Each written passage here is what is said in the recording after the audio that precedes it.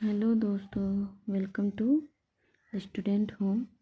आज हम लोग करंट अफेयर्स के सीरीज में राष्ट्रीय घटनाक्रम को कवर करेंगे। बिहार विशेष को हमने पहले ही कवर कर चुका है, तो चलिए शुरू करते हैं।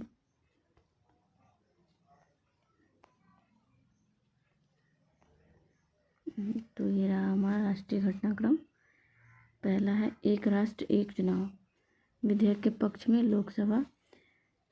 एक राष्ट्र एक चुनाव विधेयक लोकसभा में 269 मतों के पक्ष में और 198 मतों के विपक्ष में पारित हुआ, परंतु संविधान संशोधन के लिए 2/3 बहुमत जुटाने की चुनौती को देखते हुए एक देश एक चुनाव से संबंधित 129वें संविधान संशोधन विधेयक को संयुक्त संसदीय समिति में भेजने का निर्णय हुआ है। कितने नंबर का संविधान संशोधन विधेयक है? 129 नंबर का। जेपीसी का गठन संसद द्वारा किसी विशेष विषय या विधेयक की जांच जैसे विशिष्ट कार्यों के लिए किया जाता है। जेपीसी का गठन क्यों होता है? कोई विधेयक है, खास स्पेशल विधेयक, उसके कार्यों की जांच करने के लिए होता है।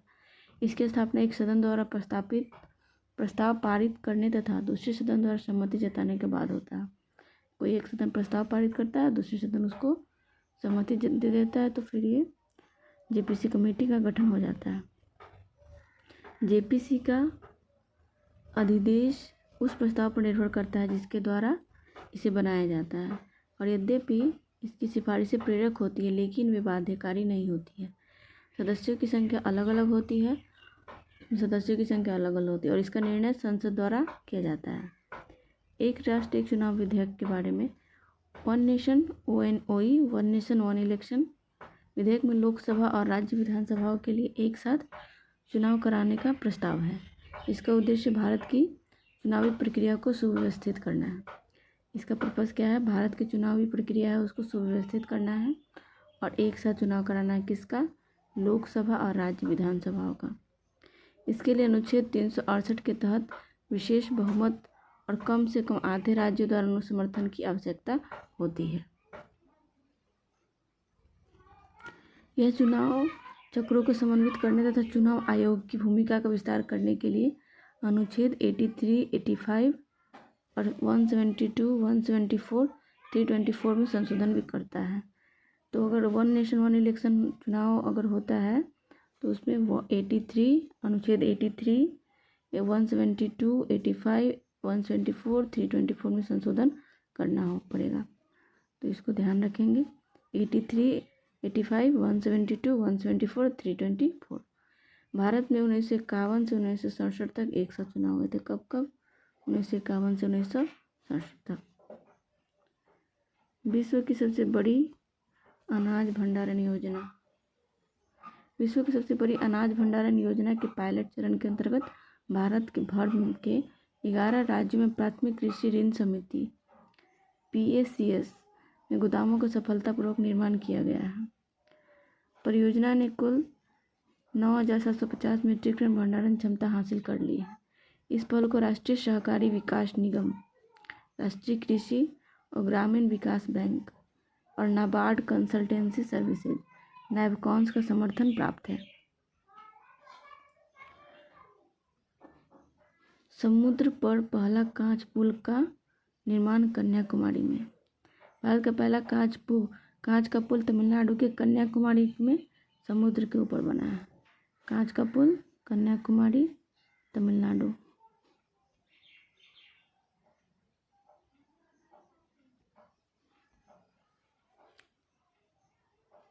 तमिलनाडु के मुख्यमंत्री MK स्टालिन ने क्लासिक ग्लास ब्रिज का अनावरण किया है जो 133 फीट ऊंची है। संत तिरुवल्लुवर प्रतिमा और विवेकानंद रॉक मेमोरियल को जोड़ता है। बिहार का पहला ग्लास ब्रिज कहाँ है? तो राजगीर में, बिहार का। भारत का पूर्वी समुद्री गलियारा। भारत 9 परिचालित पूर्वी समुद्री गलियारे के माध्यम से 2024 में रूसी तेल का सबसे बड़ा खरीदार बनकर उभरा है। रूस से तेल खरीदने वाला सबसे बड़ा भागीदार बनकर उभरा अपना भारत। चेन्नई और व्लादिवोस्तोक के बीच पूर्वी समुद्री गलियारे ने व्यापार रसद में क्रांतिकारी बदलाव ला दिया है, जिससे शिपमेंट का समय और लागत काफ़ी कम हो गया है। ये जो गलियारा बना है चेन्नई और व्लादिवोस्तोक के बीच, जिसकी वजह से लागत में कमी हुई है। चेन्नई व्लादिवोस्तोक मार्ग से पारगमन समय घटकर 24 दिन रह गया, जबकि पारंपरिक सेंट पीटर्सबर्ग मुंबई मार्ग से 40 दिन से अधिक समय लगता था। पहले लगता था 40 दिन, अब लग रहे हैं मात्र 24 डेज। भारत रूस से तेल खरीदने में चीन को पीछे छोड़कर आगे निकल गया है। वित्त वर्ष 2024 में भारत ने रूस से करीब 36% तेल आयात किए। 2024 में 18वां प्रवासी भारतीय दिवस सम्मेलन कहाँ हुआ है? ओडिशा राज्य सरकार के साथ साझेदारी में 8 से 10 जून 2025 तक भुवनेश्वर में आयोजित किया गया। ओडिशा राज्य के भुवनेश्वर शहर में। इस प्रवासी भारतीय दिवस सम्मेलन का विषय क्या था? विकसित भारत में प्रवासी भारतीयों का योगदान। इम्पोर्टेंट है ये।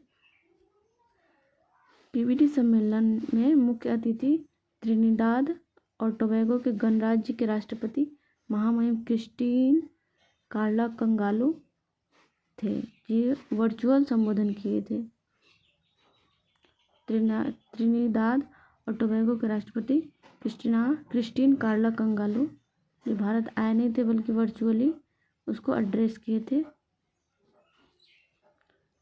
महात्मा गांधी के दक्षिण अफ्रीका से वापस आने की स्मृति में प्रवासी भारतीय दिवस मनाया जाता है। जब महात्मा गांधी दक्षिण अफ्रीका से आए थे 1915 में, तभी से नहीं तो उन्हीं के स्मृति में इसको मनाया जाता है।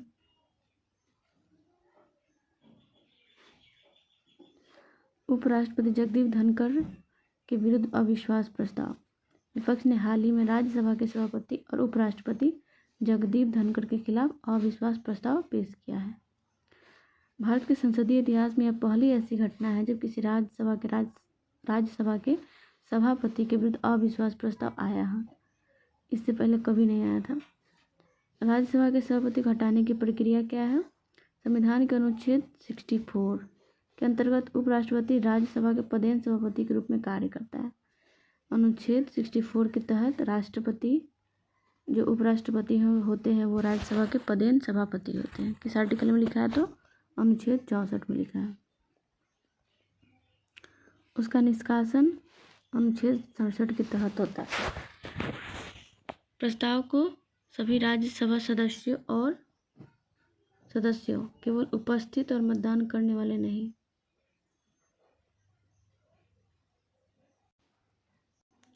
के बहुमत से पारित किया जाना चाहिए।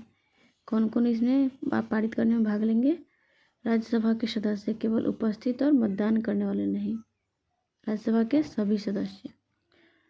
लोकसभा में साधारण बहुमत उपस्थित मतदान करने वाले का 50% द्वारा पारित करना होता है। लोकसभा में है साधारण बहुमत उपस्थित और मतदान करने वाले सदस्यों का। राज्यसभा में है सभी का वोटिंग होना चाहिए। प्रस्ताव पेश करने से पहले 14 दिन का नोटिस देना आवश्यक होता है। 14 दिन पहले नोटिस देना आवश्यक है। अध्यक्षता करने की अनुमति न होने के बावजूद अध्यक्ष या उपसभापति को बोलने तथा अपने पद से हटाए जाने के संबंध में चर्चा में सक्रिय रूप से भाग लेने की अनुमति होती है। अध्यक्ष नहीं होते हैं लेकिन वो अपने पक्ष में अपनी बात को रख सकते हैं। पीएम स्वनिधि योजना के तहत तीसरी किस्त के तौर पर 50,000 रुपये तक का लोन मिलता है। यह लोन अधिकतम 36 महीने के लिए दिया जाता है। इस योजना के तहत लोन पाने के लिए किसी तरह की जमानत की जरूरत नहीं होती है। पीएम स्वनिधि योजना स्ट्रीट वेंडर्स को व्यवसाय के लिए ऋण प्रदान करती है। स्ट्रीट वेंडर्स जो सड़कों पे अपने गुजारा के लिए दुकान वगैरह लगाते हैं वो। पीएम स्वनिधि योजना के तहत पहले 10,000 और फिर 20,000 रुपये ऋण में दिए जाते हैं। इसके पहले 10,000 रुपया दिया जाता है, फिर 20,000 रुपया दिया जाता है। इस योजना के तहत आवेदक को 7% की दर से ब्याज अनुदान दिया जाता है। ब्याज अनुदान की दर 7% है।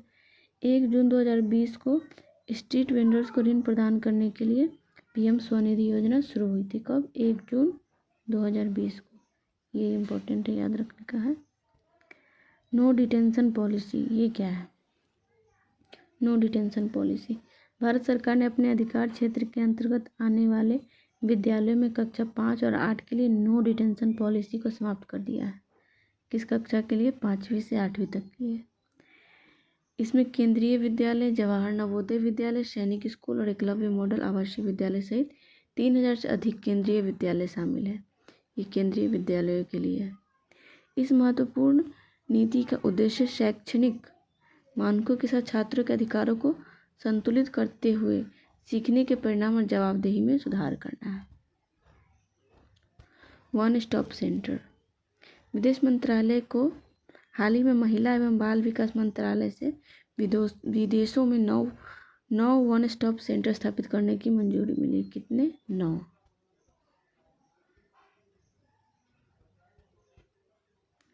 इसका उद्देश्य क्या है? उद्देश्य संवेदनशील परिस्थितियों में महिलाओं को प्रथम संपर्क बिंदु के रूप में कार्य करने के लिए व्यापक सहायता प्रदान करना।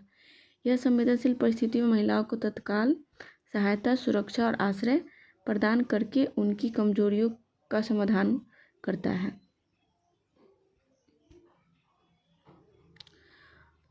वन स्टॉप सेंटर में पीड़ित महिलाओं को तुरंत, आपातकालीन और गैर आपातकालीन सहायता मिलती है।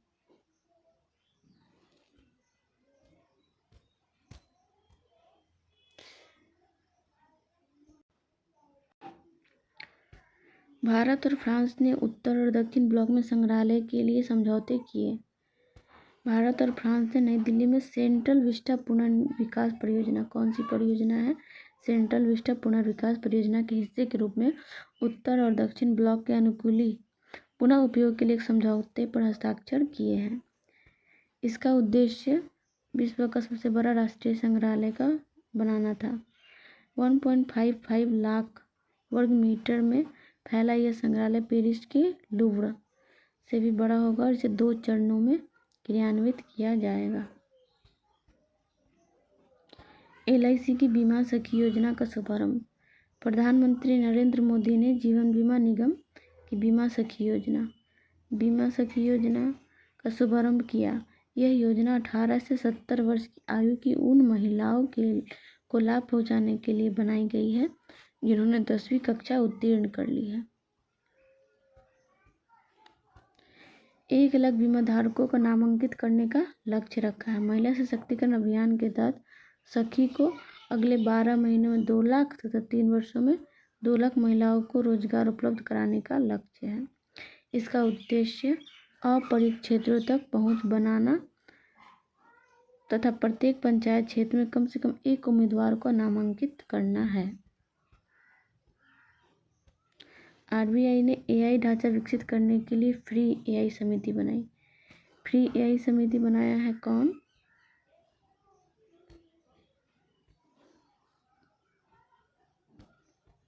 तो RBI ने वित्तीय क्षेत्र में कृत्रिम बुद्धिमत्ता की जिम्मेदार और नैतिक सक्षमता हेतु रूपरेखा विकसित करने के लिए विशेषज्ञों की 8 सदस्यीय समिति गठित की है। समिति की अध्यक्षता IIT बॉम्बे के पुष्पक भट्टाचार्य। इस समिति की अध्यक्षता कौन करेंगे? पुष्पक भट्टाचार्य, IIT बॉम्बे से संबंधित है। समिति अपनी पहली बैठक की तारीख से 6 महीने के भीतर अपनी रिपोर्ट प्रस्तुत करेगी। तो फ्री AI समिति का गठन RBI के द्वारा किया गया है, जिसकी अध्यक्षता करेंगे पुष्पक भट्टाचार्य। इसमें 8 सदस्य शामिल हैं।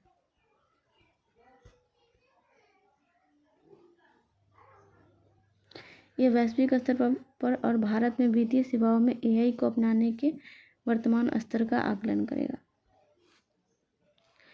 मणिपुर, नागालैंड और मिजोरम में संरक्षित क्षेत्र परमिट। कहाँ? मणिपुर, नागालैंड, मिजोरम। केंद्रीय गृह मंत्रालय ने मणिपुर, नागालैंड, मिजोरम में संरक्षित क्षेत्र परमिट को बहाल कर दिया है। ऐसा पड़ोसी देशों से आने वाले व्यक्तियों से उत्पन्न सुरक्षा चिंताओं के कारण किया गया है। इस कदम से यह सुनिश्चित हो गया कि इन राज्यों में आने वाले विदेशियों को विदेशी आदेश 1958 के तक आवश्यक पीएपी प्राप्त करना होगा। पीएपी व्यवस्था के अंतर्गत अरुणाचल प्रदेश, मणिपुर, मिजोरम, नागालैंड, सिक्किम, हिमाचल प्रदेश, जम्मू कश्मीर, राजस्थान, उत्तराखंड जैसे राज्य शामिल हैं। जो बॉर्डर लाइन वाले जो भी राज्य है वो सभी लगभग वो सभी राज्य शामिल है इसमें। समुद्र की गहराई का पता लगाने के लिए मानव मिशन। केंद्र 2026 में समुद्र की गहराई का पता लगाने के लिए एक मानव मिशन भेजेगा। समुद्रयान मिशन के तहत केंद्र सरकार पहली बार 3 लोगों को समुद्र तल से 6000 किलोमीटर नीचे भेजने की तैयारी कर रही है। जैसे गगनयान है वैसे ही समुद्रयान है। इसमें 3 लोगों को भेजा जाएगा समुद्र तल से कितने किलोमीटर अंदर? 6000 किलोमीटर। भारत सरकार के पृथ्वी विज्ञान मंत्रालय ने वर्ष 2023 में पहली बार इस योजना की आधिकारिक घोषणा की। 2026 तक प्लान है, 2023 में घोषणा हुई। समुद्र की गहराई का पता लगाने के लिए भारत ने समुद्रयान मिशन शुरू किया है। यह भारत का पहला मानव युक्त समुद्री मिशन है। दिल्ली में नैनो बबल प्रौद्योगिकी शुरू। दिल्ली में मंत्री श्री कीर्ति वर्धन सिंह ने दिल्ली के राष्ट्रीय प्राणी उद्यान में पानी की सफाई और शुद्धिकरण के लिए नैनो बबल टेक्नोलॉजी से पानी की सफाई और शुद्धिकरण किया जा सकता है। इसका उद्देश्य जलीय जीवों के स्वास्थ्य को बेहतर बनाना और तालाबों की स्थिति में सुधार लाना है। नैनो बबल तकनीक छोटे बुलबुले बनाती है जो पानी में घुल जाते हैं। ये बुलबुले ऑक्सीजन के स्तर को बढ़ाते हैं और पानी को शुद्ध करते हैं। ये कैसे काम करते हैं? बुलबुले बनाते हैं, ये पानी में पूरी तरीके से घुल जाते हैं जिससे पानी में ऑक्सीजन का स्तर बढ़ने लगता है और पानी शुद्ध हो जाता है।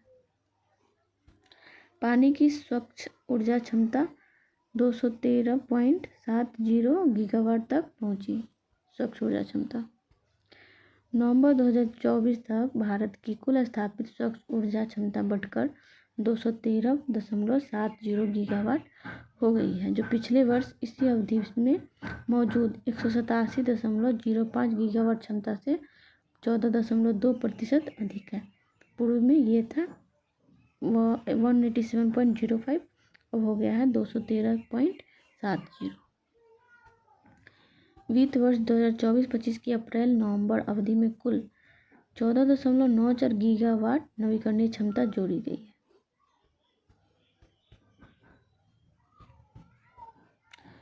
नवंबर 2024 में 2.3 गीगावाट क्षमता जोड़ी गई। यह नवंबर 2023 में जोड़े गए 566.06 मेगावाट से 4 गुना अधिक है। नीति आयोग ने नई दिल्ली में ट्रेड वॉच क्वार्टरली शुभारंभ किया। ट्रेड वॉच क्वार्टरली एक आवधिक प्रकाशन होगा जो भारत के व्यापार विकास और उभरते अवसरों पर केंद्रित होगा। आवधिक होगा ये व्यापार निगरानी प्रकाशन भारत की व्यापार स्थिति का समग्र चित्र प्रस्तुत करता है तथा उभरते व्यापार अवसरों के बारे में जानकारी देता है। नीति आयोग के उपाध्यक्ष सुमन बेरी ने वित्त वर्ष 2024 से 25 की पहली तिमाही के लिए भारत के व्यापार सांख्यिकी आंकड़ों का विश्लेषण करने वाले ट्रेड वॉच क्वार्टरली का 4 दिसंबर 2024 को नई दिल्ली में शुभारंभ किया। इसका उद्देश्य उन बाजारों और क्षेत्रों की पहचान कर व्यापार क्षेत्रों में प्रगति को बढ़ावा देना है जहां भारत प्रबल रूप से तुलनात्मक लाभ प्राप्त कर सकता है। छत्तीसगढ़ की 2 कोयला खदान दुनिया की शीर्ष 10 कोयला खदानों की सूची में शामिल। छत्तीसगढ़ की 2 कोयला खदानों गेवरा और कुसमुंडा को worldatlas.com की दुनिया की शीर्ष 10 कोयला खदानों की सूची में शामिल किया गया है।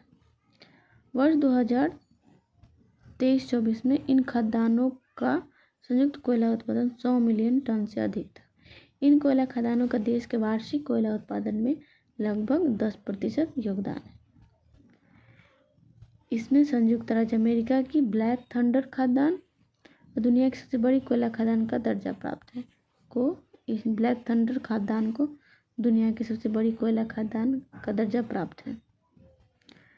दुनिया की 10 सबसे बड़ी कोयला खदान, पहला है ब्लैक थंडर खदान संयुक्त राज्य अमेरिका। गेवरा खदान रैंक 2 पे है, Chhattisgarh Bharat. North antelope Rosell खदान संयुक्त राज्य अमेरिका। कुसमुंडा खदान छत्तीसगढ़। 2 2 दूनी 4।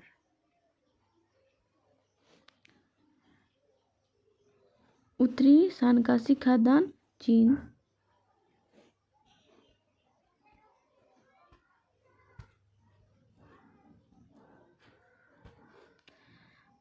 संगट्टा खदान इंडोनेशिया। बेलचाटो खदान पोलैंड। एफटीवी परियोजना इंडोनेशिया। टुटुपन खदान इंडोनेशिया। बोर्नियो इंडोबारा खदान इंडोनेशिया।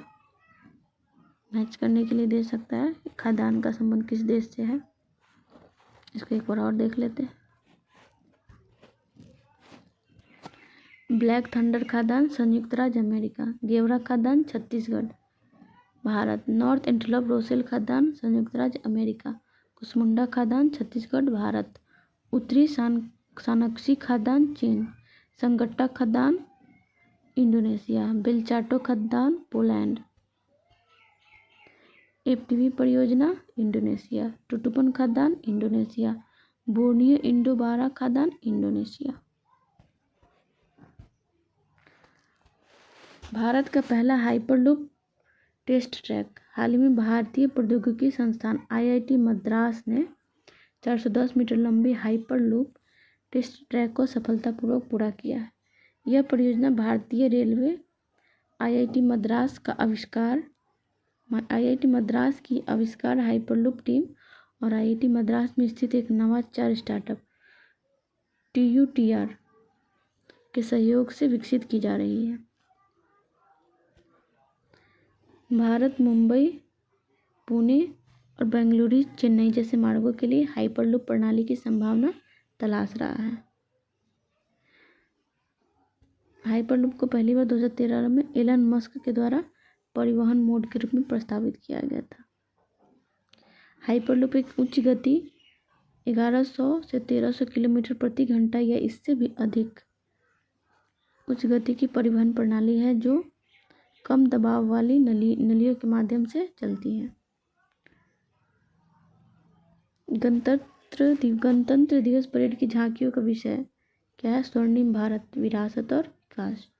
गणतंत्र दिवस परेड की झांकियों का विषय स्वर्णिम भारत, विरासत और विकास तय किया गया, जिसे 26 जनवरी को कर्तव्य पथ पर प्रदर्शित करने के लिए 15 राज्यों और केंद्र शासित प्रदेशों तथा केंद्र सरकार के 11 मंत्रालयों और विभागों का चयन किया गया, जिसमें 15 राज्य भाग लेंगे और 11 मंत्रालय और विभाग अपनी झांकियां प्रदर्शित करने के लिए चुने गए राज्य और केंद्र शासित प्रदेश।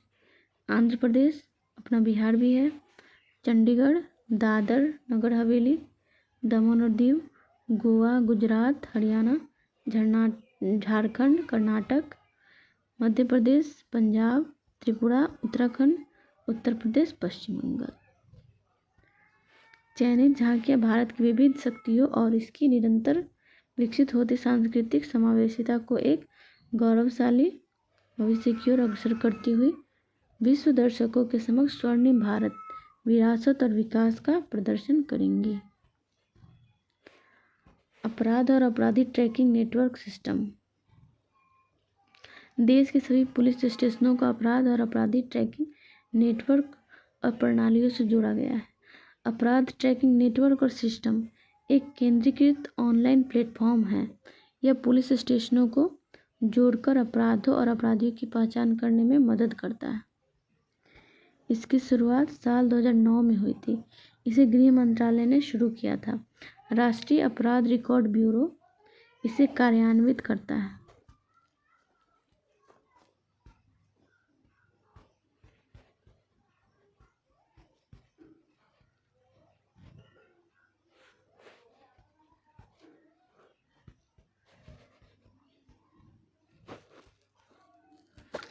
मणिपुर, नागालैंड, बिहार, झारखंड, पश्चिम बंगाल, लक्षद्वीप और ओडिशा में अंतिम कनेक्शन हाल ही में पूरा किया गया, जिससे 100% तैनाती हासिल हुई।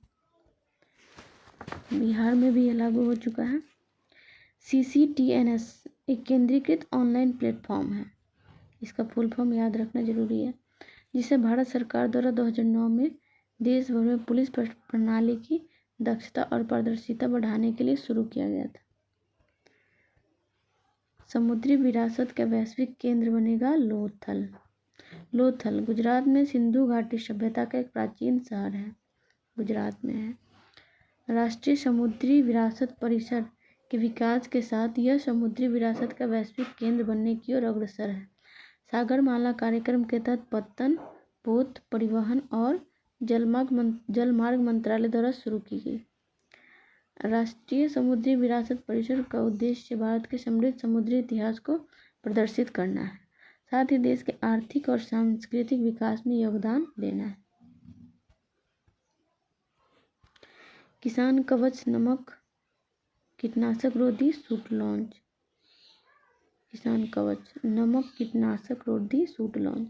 जैव प्रौद्योगिकी विभाग ने किसान कवच नाम से एक कीटनाशक रोधी सूट लॉन्च किया है। इसे किसानों को कीटनाशकों के हानिकारक प्रभाव से बचाने के लिए डिजाइन किया गया है। इसे जैव प्रौद्योगिकी अनुसंधान नवाचार परिषद ब्रिक स्टेम बेंगलोर द्वारा CPO हेल्थ प्राइवेट लिमिटेड के सहयोग से विकसित किया गया। ब्रिक स्टेम बेंगलोर द्वारा CPO हेल्थ प्राइवेट लिमिटेड के सहयोग से विकसित किया गया। इस सूट का उद्देश्य खेत मजदूरों को उनके द्वारा छिड़के जाने वाले कीटनाशकों से बचाना है, जो संभावित न्यूरोटॉक्सिन है और स्वास्थ्य के लिए हानिकारक है।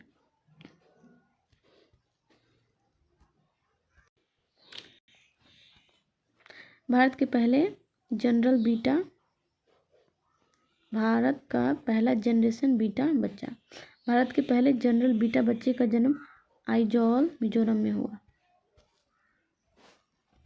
1 जनवरी 2025 और 2039 के बीच पैदा होने वाले बच्चों को जनरल बीटा के नाम से जाना जाएगा। 2025 से 2039 तक के बीच जन्मे बच्चों को। समाजशास्त्री मार्क मैक्रिंडल ने इस शब्द को गढ़ा है। इस शब्द को गढ़ने वाले कौन है? मार्क मैक्रिंडल, याद रखना है, मार्क मैक्रिंडल। 2025 से 2039 तक के बच्चों को जनरल बीटा कहा जाएगा। उनके अनुसार 2035 तक यह पीढ़ी वैश्विक जनसंख्या का 16% हिस्सा बन जाएगी। जनरेशन बीटा शब्द ऑस्ट्रेलियाई भविष्यवादी मार्क, कहाँ के? ये ऑस्ट्रेलिया के मार्क मैक्रिंडल ने दिया था। यह नाम ग्रीक वर्णमाला के दूसरे अक्षर बीटा से लिया गया है। भारत बना तीसरा सबसे बड़ा मेट्रो रेल नेटवर्क। 1000 किलोमीटर के लंबे मेट्रो नेटवर्क के साथ भारत विश्व का तीसरा सबसे बड़ा रेल नेटवर्क बन गया है। 1000 किलोमीटर लंबा मेट्रो नेटवर्क से भारत, चीन, अमेरिका के बाद दुनिया का तीसरा सबसे बड़ा मेट्रो रेल नेटवर्क वाला देश बन गया। चीन और अमेरिका के बाद अपना भारत के 11 राज्यों के कुल 23 शहरों में मेट्रो रेल नेटवर्क है, जबकि 2014 में यह 5 राज्यों के केवल 5 शहरों में था। 11 राज्यों के 23 शहरों में। अब मेट्रो रेल नेटवर्क 11 राज्यों के 23 शहरों में, 11 दूना 22 और 1 23। ग्रामीण भारत महोत्सव। प्रधानमंत्री नरेंद्र मोदी ने दिल्ली के भारत मंडपम में ग्रामीण भारत महोत्सव, कहाँ पे? दिल्ली के भारत मंडपम में। यह 6 दिवसीय कार्यक्रम है, जिसका उद्देश्य ग्रामीण भारत की उद्यमशीलता की भावना और सांस्कृतिक विरासत का जश्न मनाना। इस आयोजन का विषय है विकसित भारत 2027 के लिए एक लचीले ग्रामीण भारत का निर्माण। राजघाट परिसर में बनेगा प्रणब मुखर्जी स्मारक, हमारे पूर्व राष्ट्रपति। राजघाट में बनेगा यह स्मारक। केंद्र सरकार ने नई दिल्ली स्थित राष्ट्रीय स्मारक क्षेत्र परिसर में पूर्व राष्ट्रपति प्रणब मुखर्जी का स्मारक बनाने का निर्णय लिया है। कहाँ? दिल्ली में। राष्ट्रीय स्मारक परिसर राजघाट परिसर का एक हिस्सा है। वर्ष 2019 में राष्ट्रपति रामनाथ कोविंद के रूप में उनके उत्तराधिकारी द्वारा भारत के सर्वोच्च नागरिक सम्मान भारत रत्न से सम्मानित किया गया था।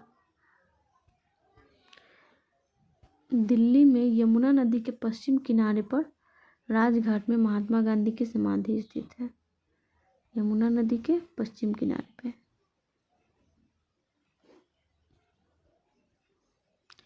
केंद्र सरकार का आधिकारिक कैलेंडर। सूचना एवं प्रसारण मंत्री अश्विनी वैष्णव ने नई दिल्ली स्थित रेल भवन में केंद्र सरकार का आधिकारिक कैलेंडर लॉन्च किया। वर्ष 2025 के कैलेंडर का विषय है जन भागीदारी से जन कल्याण। इस कैलेंडर का विषय क्या है? जन भागीदारी से जन कल्याण। और नई दिल्ली में इसको लॉन्च किया गया है। कहाँ? रेल भवन में। यह कैलेंडर केंद्र सरकार के आदर्श वाक्य सबका साथ सबका विकास के अनुरूप है। बस नाम बदल गया है, उद्देश्य वही है। जन भागीदारी से जन कल्याण, सबका साथ सबका विकास। 18वां प्रवासी भारतीय दिवस ओडिशा में आयोजित। 18वां प्रवासी भारतीय दिवस सम्मेलन 8 से 10 जनवरी तक भुवनेश्वर ओडिशा में आयोजित किया जाएगा। इस वर्ष के सम्मेलन का विषय है विकसित भारत में प्रवासी भारतीयों का योगदान।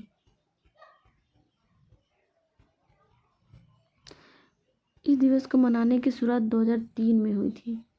प्रवासी भारतीय दिवस भारत सरकार द्वारा हर दूसरे वर्ष, प्रतिवर्ष नहीं, हर 2 वर्ष पर हर दूसरे वर्ष 9 जनवरी को मनाया जाता है।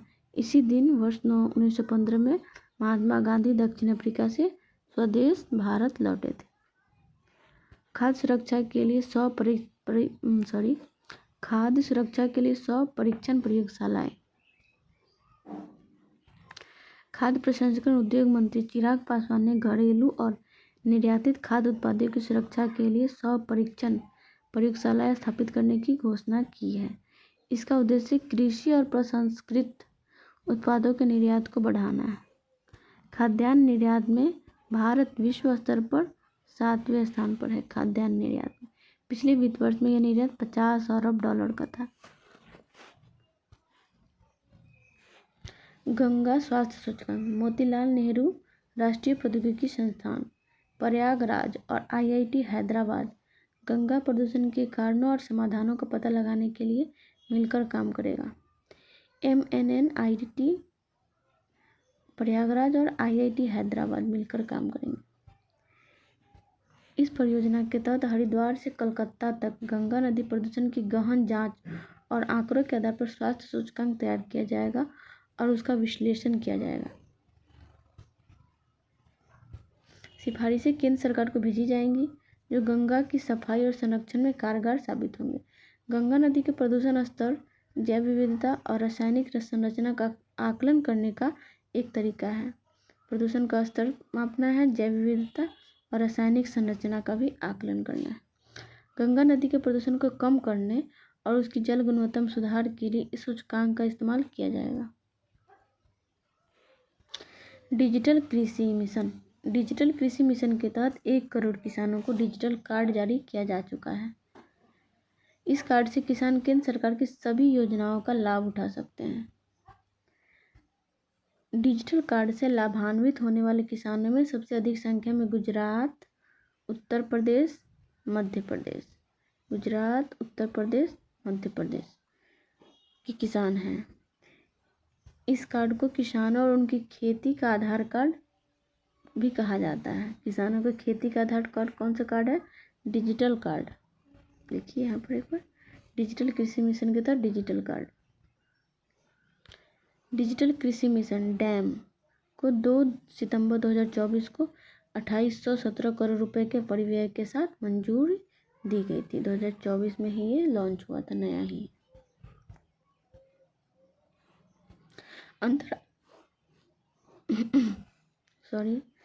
अंतर्राष्ट्रीय छात्रों के लिए वीजा की विशेष श्रेणियां। गृह मंत्रालय ने देश के शैक्षणिक संस्थानों में उच्च शिक्षा प्राप्त करने के इच्छुक विदेशी छात्रों के लिए ई-स्टूडेंट वीजा और स्टूडेंट एक्स वीज़ा की शुरुआत की है। कौन सा मंत्रालय है? गृह मंत्रालय, विदेश मंत्रालय नहीं, गृह मंत्रालय। इसके लिए आवेदकों को सरकार द्वारा शुरू किए गए स्टडी इन इंडिया पोर्टल का उपयोग करना होगा। इसके लिए पोर्टल बनाया गया study in India. SII portal पर, स्टडी इन इंडिया पोर्टल पर पंजीकृत पात्र विदेशी छात्र छात्र वीज़ा सुविधा का लाभ उठा सकते हैं। Student x visa student visa धारकों के आश्रितों को दिया जाएगा। स्टूडेंट वीज़ा और स्टूडेंट एक्स वीज़ा उसके धारकों के आश्रितों को दिया जाएगा। पंचायत से संसद 2.0। लोकसभा अध्यक्ष ओम बिरला ने नई दिल्ली में पंचायत से संसद 2.0 का उद्घाटन किया। इसका उद्देश्य संविधान और संसदीय प्रक्रियाओं के बारे में जानकारी प्राप्त करना है। यह जानकारी देश भर में पंचायती राज संस्थाओं की 500 से अधिक निर्वाचित महिला प्रतिनिधियों को प्रदान किया जाएगा। 500 से अधिक महिला प्रतिनिधि को प्रदान किया जाएगा। राष्ट्रीय महिला आयोग और लोकसभा सचिवालय जनजातीय मामले के मंत्रालय के सहयोग से, इसमें राष्ट्रीय महिला आयोग शामिल है, लोकसभा सचिवालय शामिल है और जनजातीय मामले का मंत्रालय भी शामिल है। 6 जनवरी 2025 को भारत की संसद के सेंट्रल हॉल में पंचायत से संसद 2.0 कार्यक्रम का आयोजन किया गया। पहला चालक रहित ट्रेन सेट पहला चालक रहित। कोलकाता स्थित Titagarh rail systems limited TRSL ने बेंगलोर में मेट्रो रेल कॉरपोरेशन की येलो लाइन को अपना पहला चालक रहित made in India train set सौंपा। टीटागढ़ रेल सिस्टम्स लिमिटेड ने बेंगलोर में मेट्रो रेल कॉरपोरेशन को येलो लाइन का अपना पहला चालक रहित made in India train set सौंपा है। बेंगलोर को सौंपा है कोलकाता स्थित टीटागढ़ रेल सिस्टम्स लिमिटेड ने। बंगाल के हुगली जिले के उत्तरपाड़ा स्थित अपने मेट्रो विनिर्माण संयंत्र में किया। स्टेनलेस स्टील बॉडी वाली यह स्वचालित रेलगाड़ी इलेक्ट्रॉनिक सिटी को शेष बेंगलुरु से जोड़ने वाले 18 किलोमीटर के मार्ग पर चलेगी। स्टेनलेस स्टील से बनी है ये ट्रेन। जारावा समुदाय अंडमान एवं निकोबार द्वीप समूह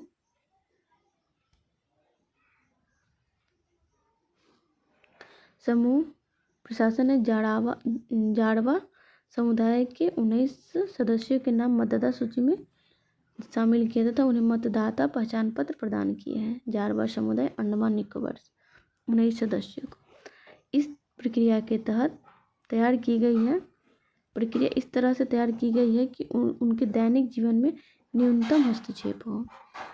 अंडमान आदिवासी जनजाति विकास समिति ने जारवा समुदाय के बीच जागरूकता पैदा करके इस प्रक्रिया को सुविधाजनक बनाकर इस उपलब्धि को हासिल करने में महत्वपूर्ण भूमिका निभाई है।